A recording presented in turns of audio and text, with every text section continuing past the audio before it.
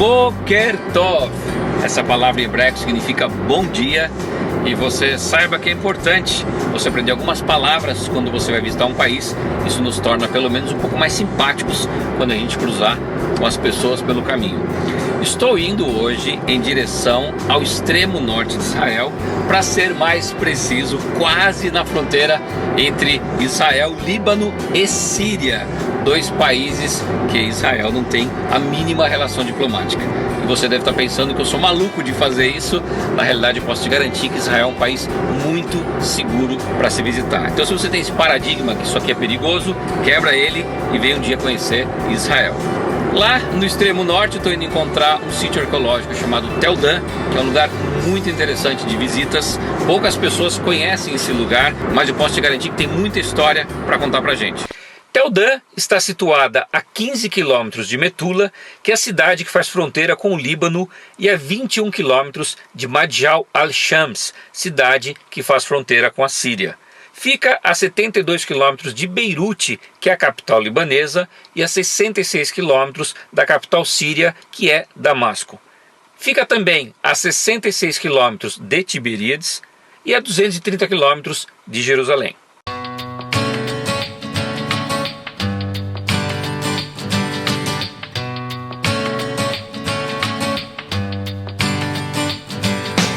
Eu chego então ao sítio arqueológico de Tel Dan, onde ficava a cidade de Dan, que pertenceu a uma das 12 tribos aqui de Israel.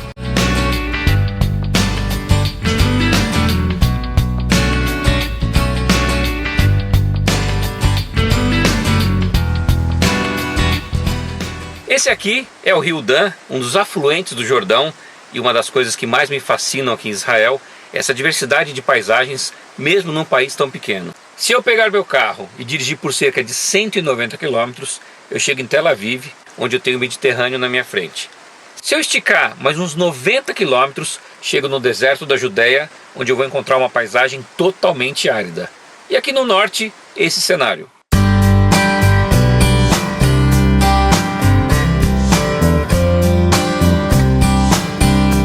Nas nossas aulas de história aí no Brasil, nós aprendemos que o nosso país foi descoberto no ano de 1500 por Pedro Álvares Cabral e fomos colonizados pelos portugueses. A história de Israel é bem diferente da nossa. Vários períodos, vários impérios passaram por aqui. E eu estou dizendo isso porque aqui em Tel Dan tem duas visitas com dois períodos totalmente distintos. O primeiro, Cananita, que vem do ano 3000 ao ano 1200 a.C., e depois o período Israelita, que começa no ano 1200 até o ano 586 a.C.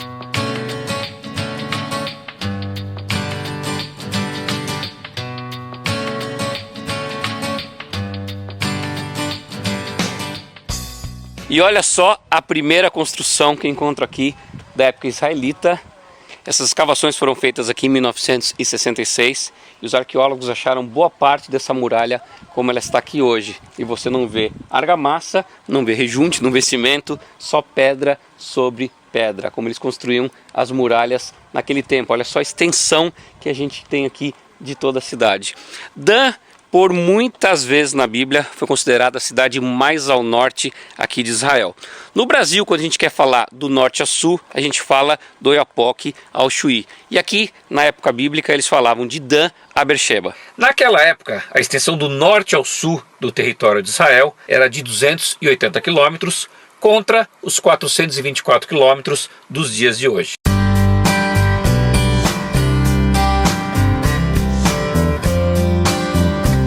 Para você entrar numa cidade murada, você obrigatoriamente teria que passar por uma de suas portas.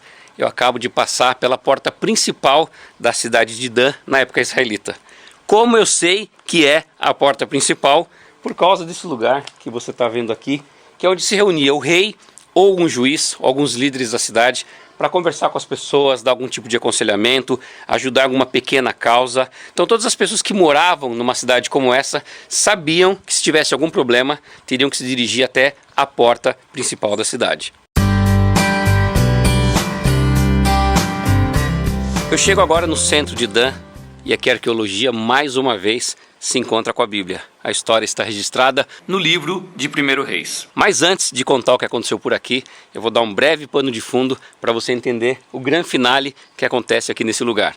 Quando Josué conquistou Israel, o povo se estabeleceu nesse novo território, se organizando em 12 tribos.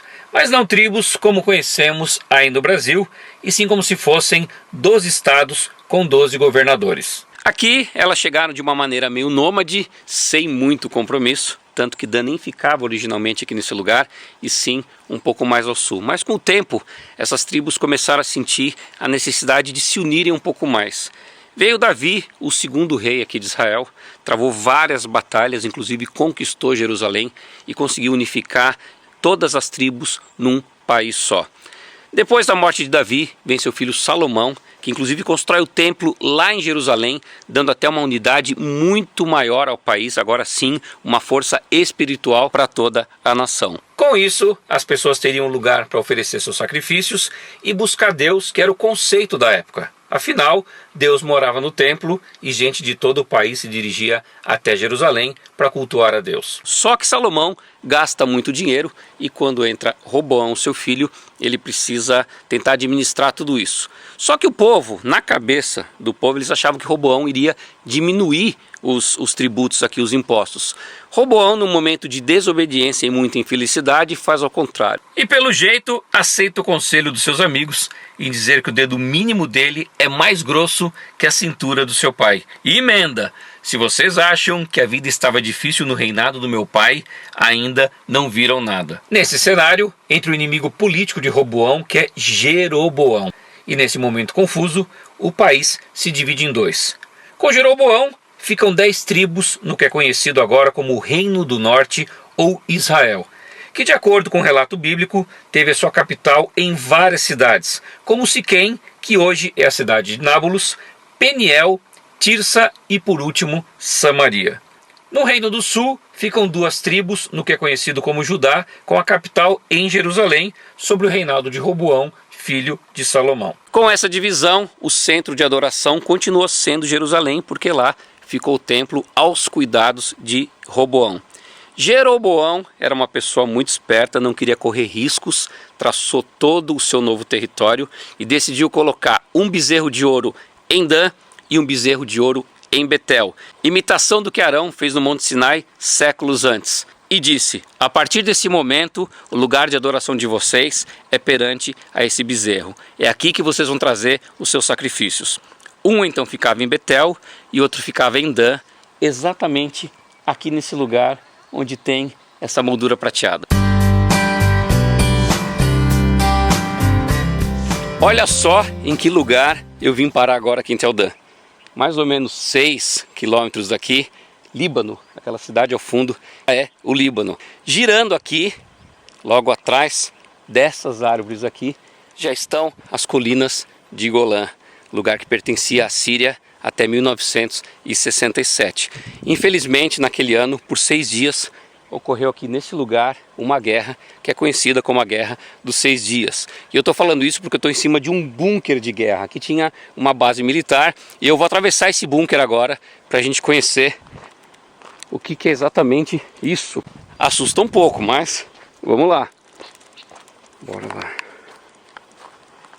O que me espera pela frente? Bem, a primeira coisa que eu já sei é que eu tenho que abaixar aqui mais ou menos para 1,30 m, 1,40 m.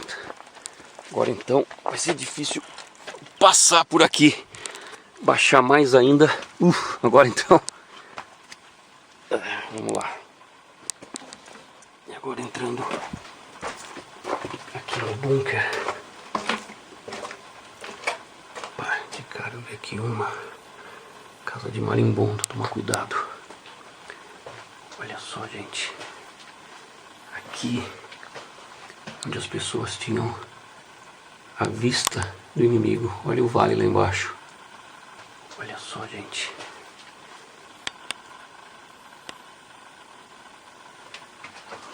Vou continuar aqui.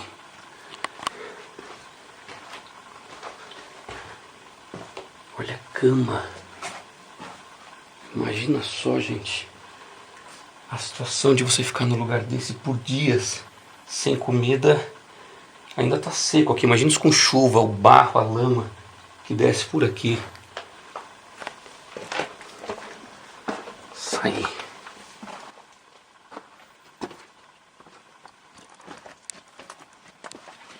Você tem que andar bem curvado aqui.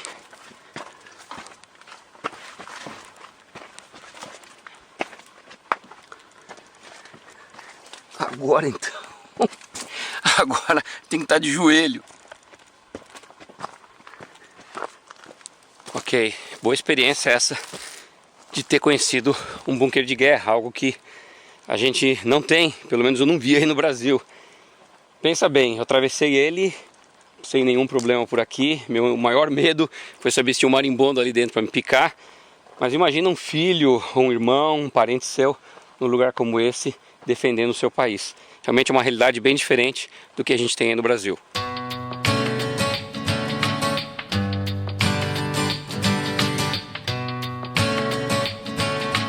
Estou de frente a aproximadamente 4.000 anos de história. Essa aqui é a porta cananita da cidade de Dan, que naquela época tinha um outro nome, Laís. Quem passou por aqui, de acordo com o relato bíblico do livro de Gênesis, foi Abraão atrás do seu sobrinho Ló. Agora, o livro de Gênesis diz que Abraão foi para uma cidade chamada Dan. Como é que Abraão poderia ir para uma cidade de Dan se Dan era o seu bisneto, filho de Jacó com Bila, que era sua concubina? Essa cidade se chamava Laís. É que, quando o livro do Gênesis começou a circular, a cidade já não tinha mais o nome de Laís, e sim de Dan.